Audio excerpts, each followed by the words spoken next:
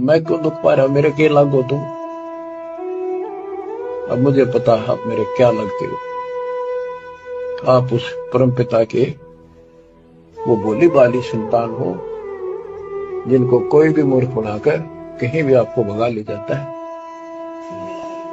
आप परमात्मा की वो प्यारी आत्मा हो और जिसके कारण मेरी नौकरी बरकरार है, मेरी मजदूरी, मेरी दिहाड़ी आपके साथ है। आप ही मेरा जीवन हो, आप ही मेरे जीवन का उद्देश्य लक्ष्य हो चुके हो।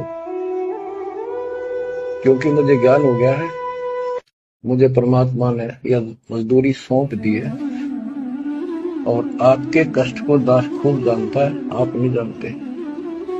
अब देखो कितने दिन हो गए, एक दिन, 2 दिन, एक साल में 365 दिन होते हैं और 1994 से लेकर आज तक गिन लो कितने हो गए।